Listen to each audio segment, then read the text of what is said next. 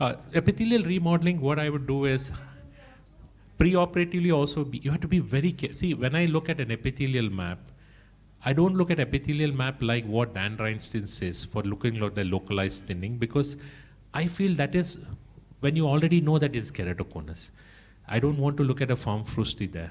But I look at epithelial maps more from a cataract refractive from a time of as what I should be careful. Exactly the same thing happens in and paracane completely works differently in that versus in a healthy epithelium.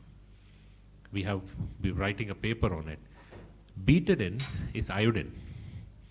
Iodine works on a channel called nociceptive channels. Nociceptive channels is, I'm sitting comfortably, I'm able to look at the light, it doesn't water because my nociception is completely healthy. Every epithelial cells has got nociceptive channels called as the TRP M81 and 6. Yes, she's worked on it. So what happens is, if you have the epithelium being so irregular, the nociceptive factors are completely different. That means, after you put betadine or paracane, they knock off, they increase the response of TRP1. Minute you do it, what happens? After surgery, the patient comes and starts telling, I can't see bright light. I have watering. I can't sit in a AC condition. I put cold water, it burns. You don't know what to do with it. That means that you're knocked off and the most important factor which changes the nociceptive channels is the role of betadine. So what you have to do is, you have to be mindful about betadine and paracane, especially in an irregular cornea, because you know that, or you have to immediately look at post-operative period starting on cyclosporin for them.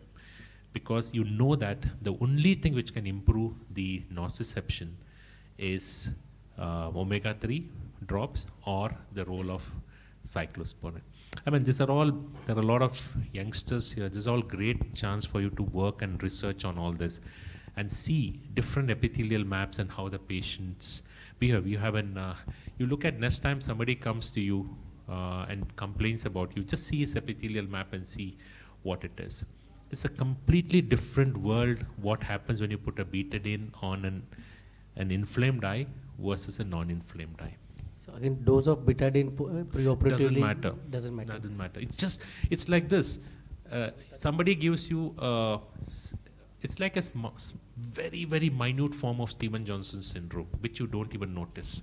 Because your inflammation, and the next generation of drugs which are going to come out is not going to be CMC, sodium hyaluronate. Those era is gone. The next generation is going to be how you manipulate this thing. Alcon has come out with a new drug, which India will also have it. It's called it's called Tripmar or something. You know what it is? It increases the transient receptor potential 8. That means when you take a menthol tablet, what happens? You get a cold feeling.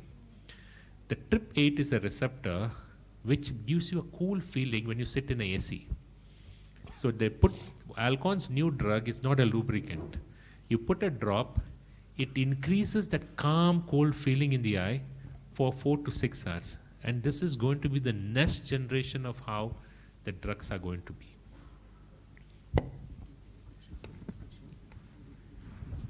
Cases here. Yeah, we have done everything. Any other questions from the diagnostic part? Yes.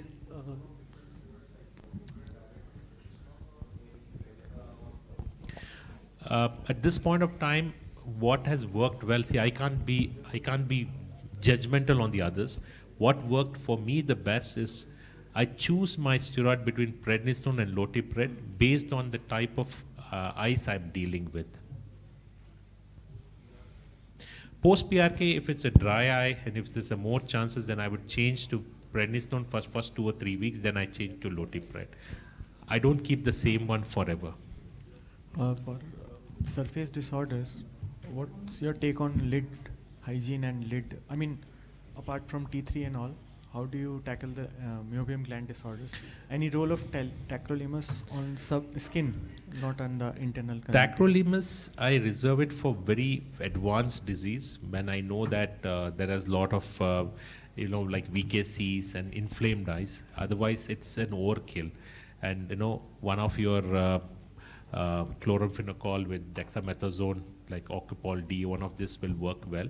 And the one thing is I use a lot of IPL and one of these therapies which works on microvascular changes on the lids, which does well. And I also very big fan of using the lid wipes, which I think cleanses a lot of inflammatory microbiome on the lids, which has a stronger potential there. So this is what I do.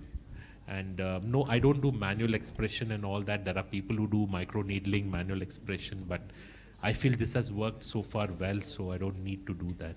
Any systemic medication like some companies Actoin and all? If there is a very bad meibomian gland dysfunction, then there is definitely role of doxycycline or azithromycin. Azithromycin is much better tolerated, and the dose is also lesser compared to the everyday doxycycline.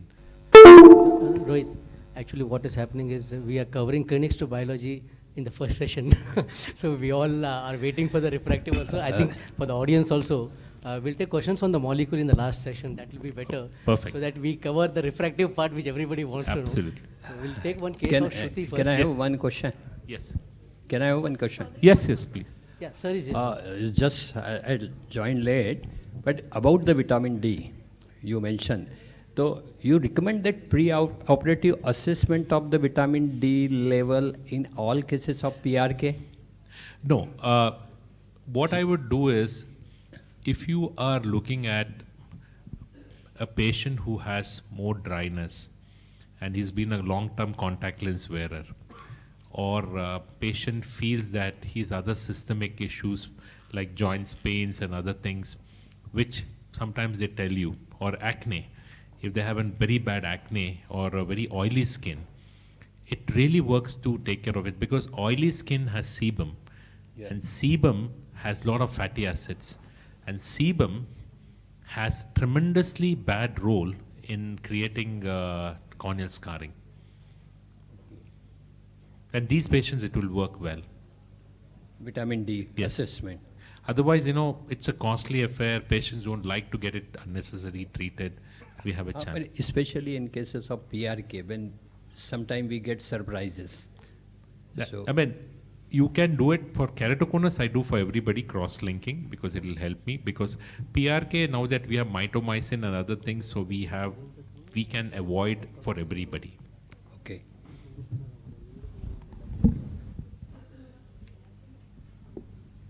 This was the case I wanted to discuss here. So this was basically a slender of minus point. So this is the right eye. Go back. No, the topography. So whatever you're seeing there is because the cornea, first I looked at the horizontal white to white is 12.3, right? And the thinnest point is 0.54 on the y-axis. If you can just put your cursor there, and can you put the cursor? Yeah, 0.54 and the x-axis is, Pani, that pointer tagomma. It's 0.6.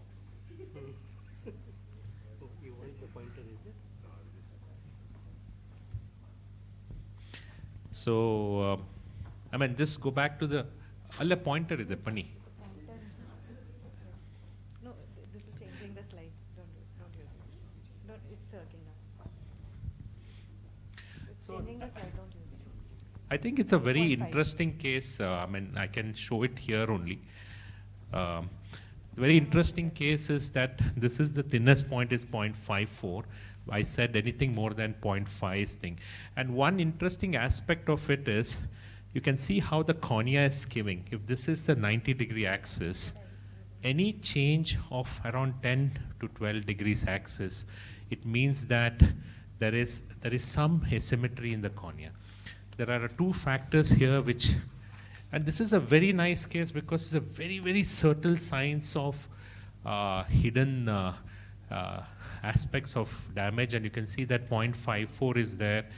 But it's not a small white to white cornea. That means whatever you're seeing in this patient is actually true weakness. If the cornea was, if the white to white was smaller, then we would have had a problem. Can you move to the next slide? Just 1 second, Rohit. In the first slide only, the cornea skewing is shown. Like it sometimes is because of the dry eye also. The eye is not lubricated, and not the skewing, but the lines vertical and horizontal, which they are shifting in all the rings.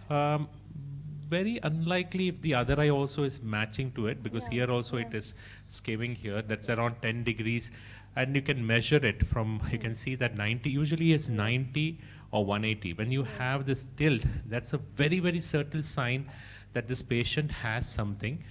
And next slide. And you see that bad D is also showing a change. And even though here, if you go only by the bad D, you will get completely confused because it's showing is normal. And that's why you should forget the indices and start thinking from your brain. And this case, see that there is some changes. And there is definitely a biomechanical weakness out here. How old is the patient? 32. 32, and then the next slide. And both eyes are quite weak. So Dr. Wavikar, what would you like to think of doing in this case? This has got a minus, what's the cylinder? Cylinder only. This was one of the questions he had asked about if there's only cylinder, how do we go about this? Good case to discuss on the question you asked. I will go ahead with PRK. Anybody, sir? Anything? Preferably PRK. Anybody wants to add anything? Yes.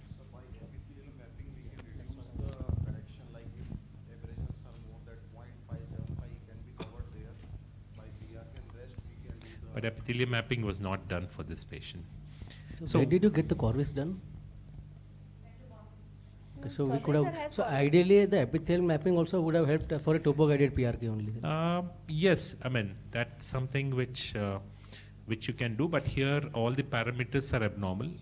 So definitely this is a normal white to white case with a suspicious topography. Now to clearly define whether you want to do a PRK or not, if you can get his parents' scan done, that will give you an idea about if there is anybody in the family who has it. If the family is clean, then there is a definite chance that we may do a PRK. And interesting here, TV work agata, pani? Work agata, bari like. So interesting here is, this is answering the question about how do you treat if you're doing a PRK, because it's a pure cylinders. Pure cylinders don't behave very well. Screen band.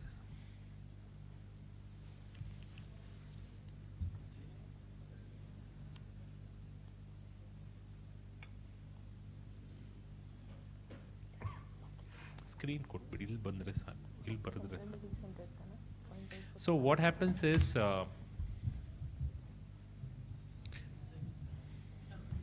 no, that's okay.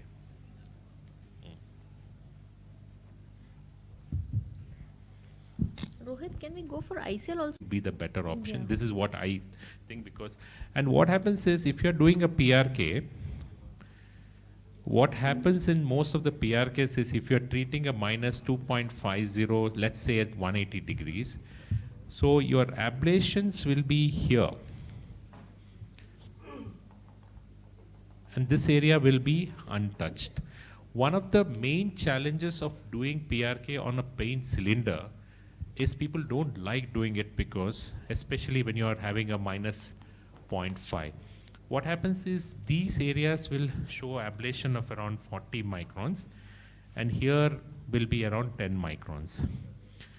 So this, in a normal healthy recovery phase, it heals pretty well, but in 50% of the cases, what happens is this areas becomes scarring, and this is clean. So what happens is the cornea goes into a coupling. If you have a scarring here, what should happen? The opposite side should become myopic. But when you have a complete scar, which you see in a hyperope, you induce myopia in a regular way. That is how the hyperopic surgery works. When you have a partly scarring because of two areas which is you are ablated, you induce a very irregular cornea, which induces a very vague kind of a cylindrical component. So the patient ends up something like sometimes minus 1.0 at 32 degrees with a plus 0.5. Then you don't know what to do with them, because you have created a very different profile. So this case is important to show that in these cases, we say use mitomycin. How do you use mitomycin? You put the mitomycin here. So what happens, you are treating mitomycin on something which is very thing. So what I do is, for these patients, which worked very well to give the proper, especially in this kind of, it also works well in a mixed astigmatism in a PRK. You first look at the map and see where is the ablation, and you treat it. Then you do what I call it as a differential mitomycin. I take the mitomycin, I keep it in area where there is a maximum ablation, and keep it here. I use around 20-30 minute for, depends, it's not a fixed rule. Around, if it's 40 microns ablation, I keep it around 30-35 seconds. I keep it in different places where I see different pockets of deep ablation. By doing so, what I do is we try to reduce the scarring to an extent that it doesn't do a coupling.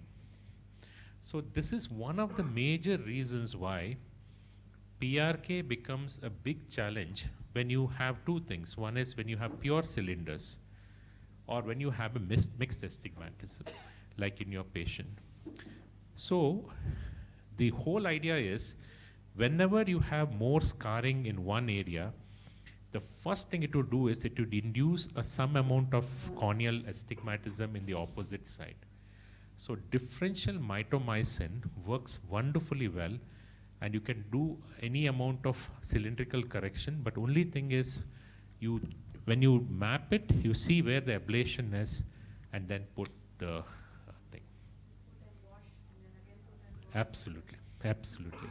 So that, because assuming that if you're, I can just put one of the maps here, where we did the differential thing. So this is very important, because many times we are scared about doing a PRK on high cylinders. You must have seen that. In a high cylinders, you don't get good results at all because of how the cornea heals. And because 3 months is when you get haze. So what I do is, first go to with Ophthalmological. Now, this is a patient. This is one of the softwares here. Now, go to the patient data. Go to the PRK mode. Wait. See, now this patient has a -2, 0.25, and a 0.3 and 25 degrees of astigmatism. Not something which you would be happy doing it, but there are occasions like this where you have to treat it. And when you do it, you get bad results, so you stop doing it. So go to the PRK mode.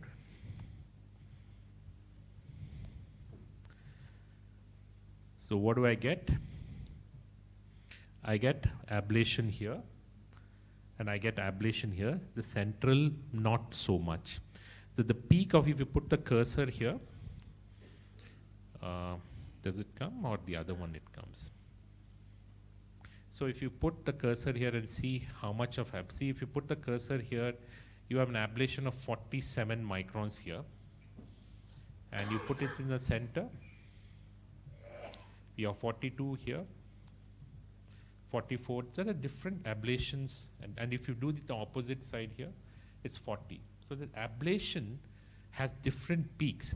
So traditionally what we do sometimes is just put a mitomycin here. We miss the space because this is way in the periphery. So after you do the ablation, you keep it for 30 seconds here, 30 seconds here and here, and you can see that this area doesn't require any mitomycin. So that will help you tremendously to improve your quality of surgery. And if you go by the thumb rule, for every diopter 10 seconds, it doesn't work here because there's a lot of ablation happening to correct the cylinder. Even though it's only -3, the ablations are different in different zones. And you can, Bunny? So if you, because what happens is, because here, if I don't do it, there's so much of ablation here and here. After 3 months, like Shruti said, the patient will start getting steepening in this axis because you have flattened this area. So the patient from 30 degrees, so he will start getting 120 degrees, he will start getting a cylinder which will start creeping in. And you'll see 1.50 cylinders. And you don't know where the cylinder came from. It's because your scar is, if you do this mitomycin, it will avoid this.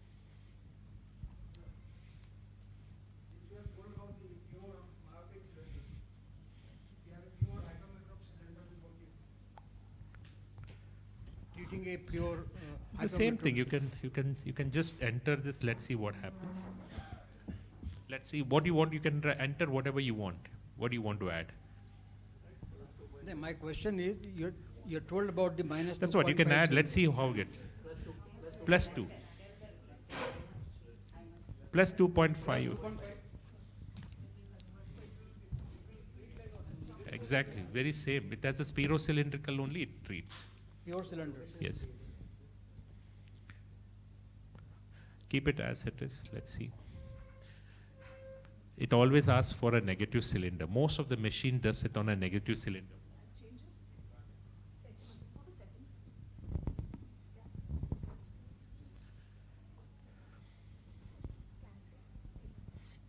You can explain. Natasha, see that cylinder format, go to positive.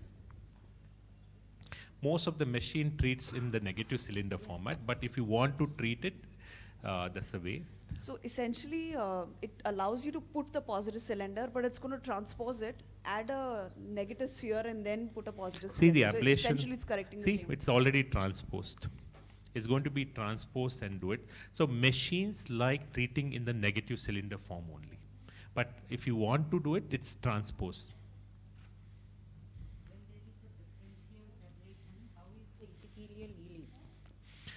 That's why post-surgery, if you manipulate, modulate through all this means, the healing is going to be very nicely. Cyclosporin, Trehalose, omega drop, omega-3 tablets, all that will be very useful in these components. So you have to be more careful in treating your cylinder post-operatively. Absolutely. See, you have to be more mindful. For example, Shruti's case was classic, something similar to this. But if you are mindful and say that I need to be careful about how I treat, how much mitomycin I use, post-operative how I treat, you'll probably get very good results. Because problem with them is, minute you get scar forming here, you will induce a cylindrical component here. What will be the choice of treatment for patients with about 4 to 5 cylinder, pure cylinder? Same thing. If you want, you can, but you can treat up to 5, 6. It's not about how much you treat. It's about how well you are understood the way the ablation is. When you go back and treat, you can think about any amount of cylinders. Your worry is, when you are treating cylinder,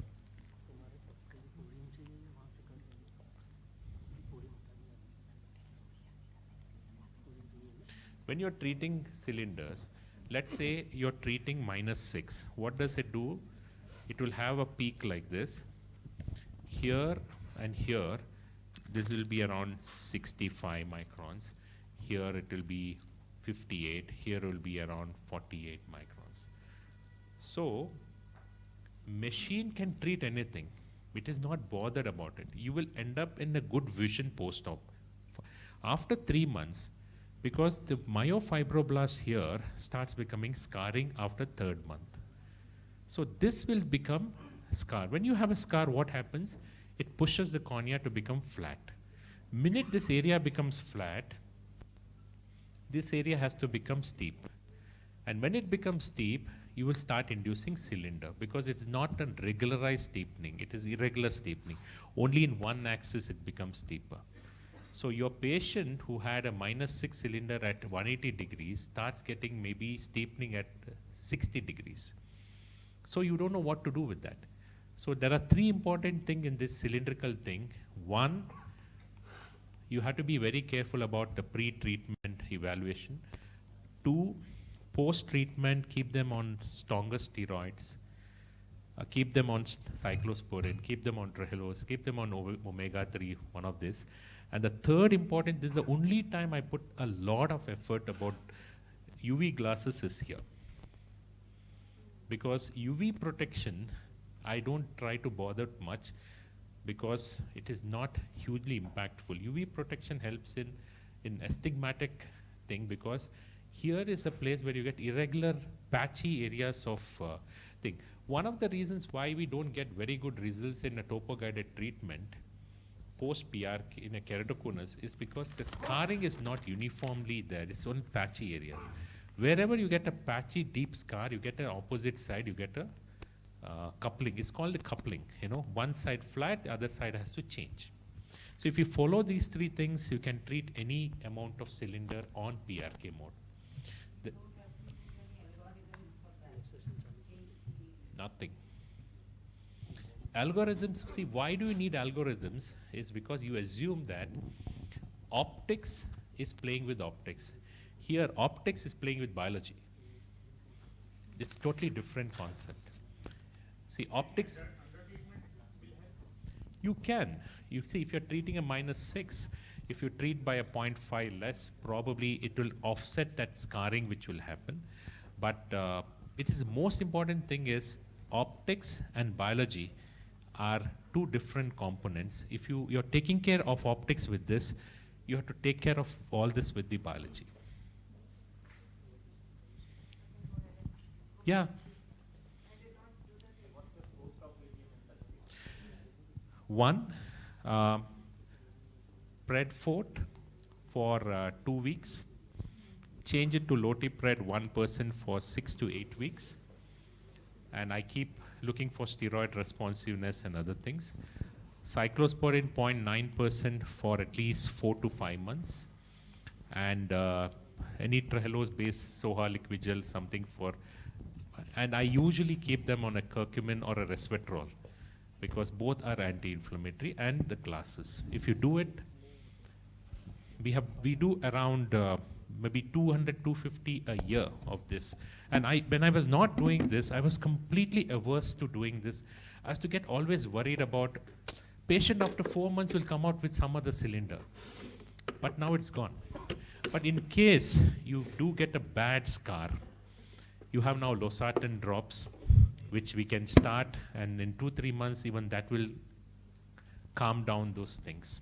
So PRK in this is not a contraindication. Only thing is you have to, I call it, you have to harness your biology. So Rohit, again coming to curcumin, the only curcumin capsules which are available, they are very expensive. Patients are always annoyed. 1 month therapy they take and then they stop it. And the other cocktails which are available, the curcumin is very less. So can we give any antioxidant with the resveratrol which is there? Along with them, can we tell them to take haldi ka dudh? You can. See, so they will the have absorption be same? I think they have ISAT, but if ISAT has resveratrol. The curcumin dose in all the cocktails is very but the best one which I have used is the Lorica K. That has the good one. It's very expensive. But curcumin and resveratrol has the same biological effect. Okay, so your resveratrol will be a substitute for curcumin. Yes. Resveratrol or omega-3 has the same work.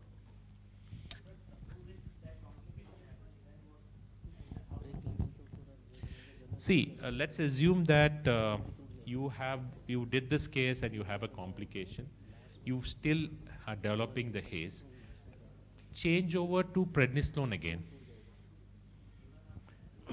Yes. Change over to prednisolone. The reason is the prednisolone has the strongest anti-fibrotic effect compared to all the steroids, including DEXA. And then there are 3 things you can do.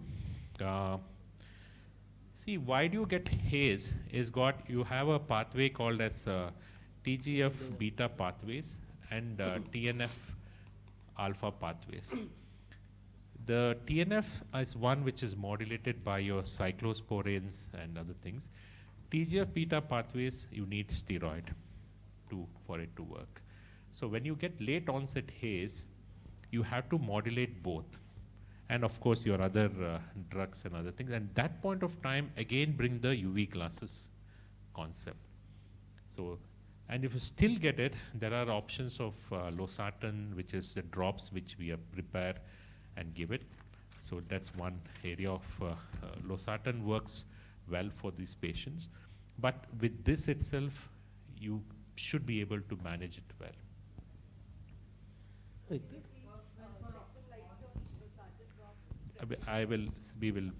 Losartan is an antihypertensive tablet. You get it as a capsule. You have to grind it well, and you have to mix it with fine powder form. You have to use those old pharmacy grinder, no? You have to mix it in such a way that it's finely grounded. And you mix it with Soha liquid gel or something and give it, and it has to be used 6 to 8 times a day. And the real effect of it will come only after 3rd month. Till 3 months you get nothing. Patients will be very disappointed with you. Rohit, we'll take the session 2. We'll start with the session 2 on refractive platforms. Anything else? Did I answer your question? You had asked about this cylinders.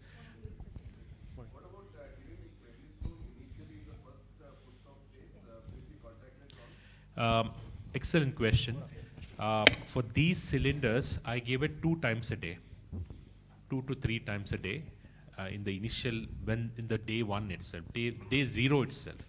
Because see, the pathways of TGF is slower pathway. TNF alpha is a tsunami. It works very quickly, very immediate pathways.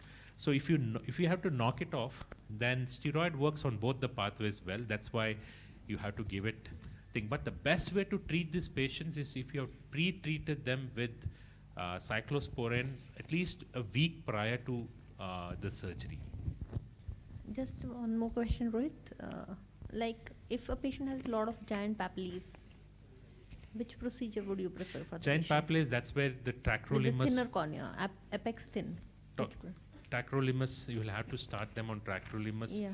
And like sir said, this is a great place for vitamin D and IgE. Because if the IgE is higher, PRK has to be done very, very carefully because epithelium does not heal well in a high IgE. And these are the patients where you have to really look at ICL or think about silk or smile procedure. Tacrolimus for at least 3 weeks for them. So what is your cutoff when it comes to your cylinders? How cutoff for? Cylinders for doing PRK. Like see, when I did not understand this concept, I was worried about 1, 2 and other things. And once I acknowledged Pooja for this because she's the one who said, sir, the cylinders are not related to how the machine is doing. She said, machine is giving you perfect cylinders, 3 months you don't have, everything is 0. She said, after the 3rd month, like what Shruti observed, that one area is getting flattened because there's a scar forming. And she said, that is where, then I started thinking, she's right, because that is the area which is actually flattening it. So if I'm treating a -6, I would use a minute of mitomycin here. I'd use a little around, I use different time zones of mitomycin. You understood? So that means I reduce the scar in this area so much that my coupling is gone. So differential mitomycin to avoid coupling, if you understand that concept and use these drops, then you can treat anything. Is there a nomogram for the differential mitomycin time zone? I just use based on how much ablation I do. If I'm doing 40 microns, I use 40 seconds. I don't go by the refractive power. And you masking device in between? Nothing. We had, I think, a video which will show you if you want. It's too silly for me to show that video because, it's very simple. If this is your sponge, I don't keep it parallelly because you will touch the limbus. It's very close to limbus. I go at a 90 degrees, not 90 degrees. So it's like this. It only touches this area. No, the same Merocell sponge. No, just, and then I use it here, then I use it here. And you still think? Mitomycin C, safest limit people are used up to 2 minutes for a very bad scar, but here you don't go more than 40-50 seconds. So 40-50 seconds. Let's keep it less than a minute always is always safe.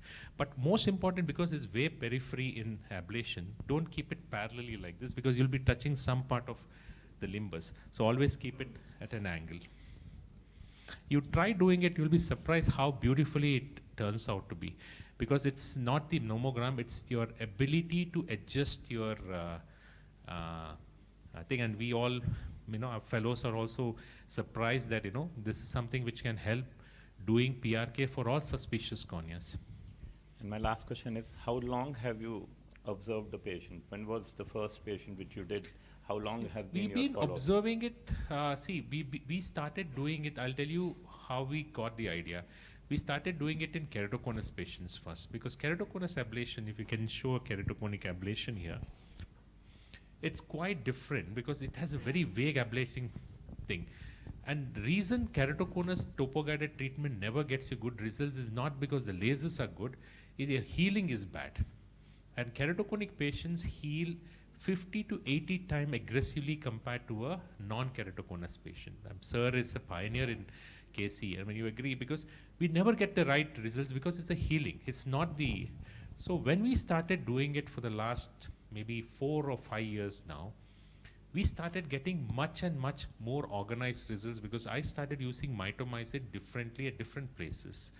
So that made me start thinking that if it works in keratoconus, it should work in PRK also, because it's much easier in a PRK because ablation is. See, for example, this is what happens. So what we do in keratoconus is, you can see that the ablation is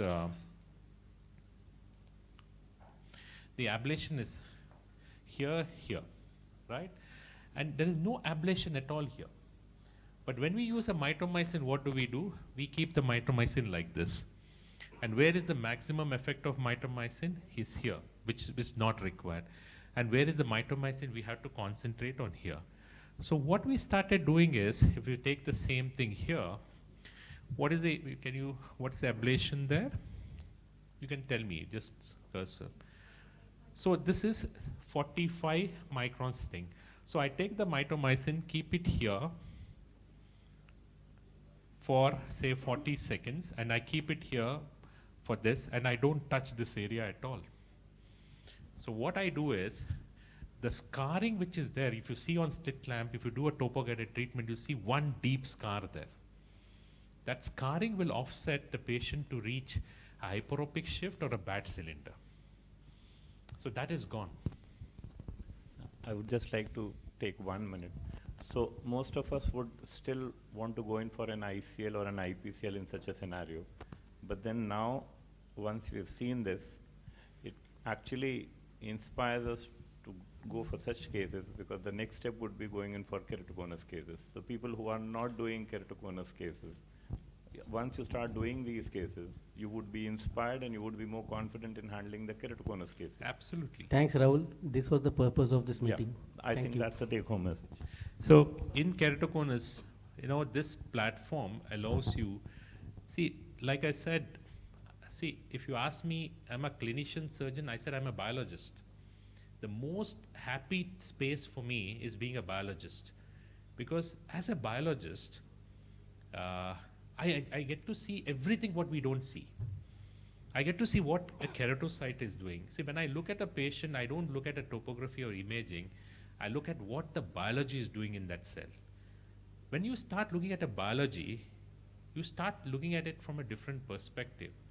Because we all look at it from a clinician point of view. When you do a cataract, I tell my fellows and the clinicians now, you should become a physicist. I keep telling Wavikar sir, you have such brilliant brain, you should spend a month with a physicist, and then you can probably design your own IOS. Because we have skill, and Jack Holliday is not a surgeon. I mean, he might have done surgery. He's got a background in chemical engineering and physics. Warren Hill has a background in physics. So why we are not able to mature to the next level of creating our own formulas, our own lenses, is because we are good surgeons, but we are not very poor optical or physicists. And we are very good surgeons. In refractive surgery, it's not optics, it's about biology. So we know exactly what happens here, we know exactly what happens here, we know exactly, and you match it, then you get what you want. And one reason people are worried about topo-guided treatment is about what will happen if tomorrow the patient ends up in a different thing, and you manipulate it, you get it. Yes. So we are using mitomycin to kind of not cause scarring, but we are doing C3R because we want a little scarring. See, C3R, if you look at PRK and C3R, the maximum scarring of around 60 to 65% comes from the PRK. The rest comes from the cross-linking. Cross-linking scar is a good scar. It doesn't interfere. It doesn't change your young's optical clarity. It doesn't change the Armstrong units of the collagen fibers after 6 months. But PRK scar is optically damaging. So you're more concerned about the PRK in this. And when you start doing it, you balance both. So after that wonderful session on diagnostics, let's have a huge round of applause and a lot of good insights and brilliant points on topography and new diagnostics. And now we move on to the next session, where we move to design. We move to personalization. So the next session is modern day excimer laser, which will focus on contour vision, wavelight plus customization, Schwind planning, etc. I would like to request the panelists, Dr. Sharidni Vyas ma'am, Dr. Satish Premchandani sir, Dr. O.P. Agrawal sir, Dr. Sachin Arya, Dr. Achal to come in front. And ma'am, please. Achal, come.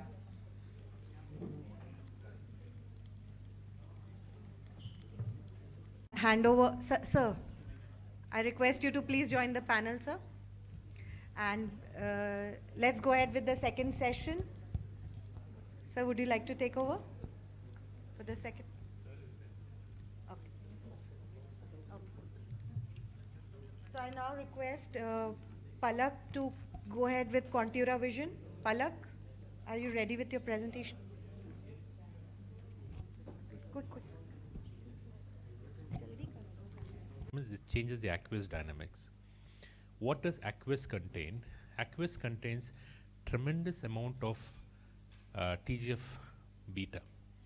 TGF beta is pumped into your corneal stroma, and this brings in all the growth factors which is necessary to create changes in your corneal healing. So when you have these factors, what's the first thing it does?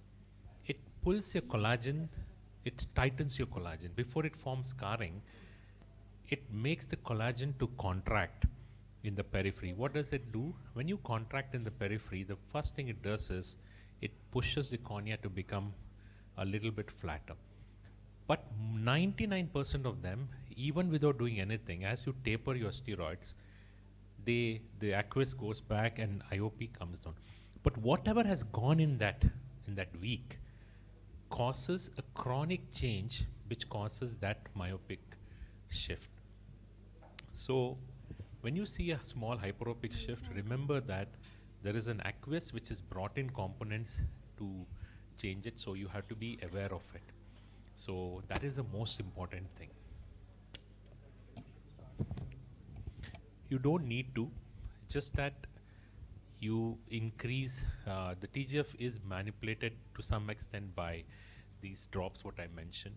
So you can manipulate it well, and if you wait for some time, the collagen turnover is very quick post-surgery. The new collagen will bring in new factors which will bring you back to the same shape. If it doesn't happen, the epithelial remodeling itself will offset that hyperopia in 6 months. So you don't have to be worried about it. Rohit? Yes, sir. As we discussed about the use of mitomycin and efficacy of that. Sir, mitomycin works very well in the very early phase when there is a fibroblast converting to a myofibroblast. In a rabbit model, it happens in 2 days. In a human model, maybe much faster because we are very metabolically active. But only place where your concept will work very well is after 6 months you get late onset haze and you feel that it is not getting treated, then removing the epithelium there and just putting that will create an antifibrotic effect. That will, so there are two components about haze. One is a clinical component when it's in the center of your cornea, which is optically blocking it. For me, the worst component is the coupling it does on the cornea. That means if you're creating a flattening in the center, it will create a hyperopic shift. If it's in the patchy areas, it will create a cylindrical shift. So when you're doing any of this, you have to see where the area of dense thing is so you can put the mitomycin there. But I've not done it. I've done it for one patient. It has worked well. But with losartan now, I think Urvija can start looking at this. You can actually do the same effect because losartan works on the TGF pathway. So if you get an hyperopic shift and you see a mild haze, losartan is an TGF-mediated pathway response. There are two things which you can do immediately. One is losartan, second is lifitegrast, and the third is trehalose. So you can look at when you're getting the early scarring, if you get losartan is the best. If you don't get losartan, lifitegrast and trehalose works very well. And when you get omega-3 drops, omega-3 is also resolving, works on the TGF. So you can look at it from a biological point of view.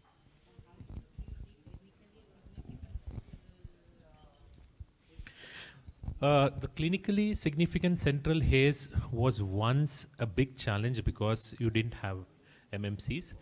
There are two things. Let's assume that you have an haze after you have developed it after, say, 6 months. The first thing is late onset haze is driven by changes in your body's hormones or some factors. Two things you have to do is one is check for vitamin D and IgE. Sudden change of IgE also can create haze. The second is start them on prednisolone and continue for 6 to 8 weeks. Even at that stage, you will see a lot of quick response. And that's where you can use the tacrolimus at bedtime for at least 4 weeks. Then you can look at losartan drops, which will have to be used for, but it has to be used with steroids. And then resveratrol and omega-3 also has an anti-fibrotic scarring property. And then the UV glasses. These are the things which you would like to do. And if the vitamin D is low, give the injection. This is for late onset haze.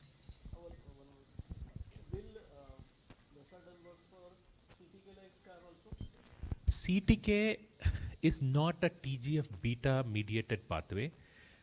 CTK happens because of a biological term is effercytosis. That means the whole body cell is not able to cleanse itself. It's not an apoptosis. So CTK, if you give them 6 months, all cells will become normal. You don't need any drops. The only place where CTK drops which will help is omega-3 drops because you need a resolvin. CTK is not anti-inflammatory. It's not TGF or TNF. CTK is driven by excessive immune changes where there is excessive excessive low collagen matrix. Omega-3 works the best in those in the biological term. I will not use it because we don't have omega-3 drops. Sun Pharma is going to get it shortly.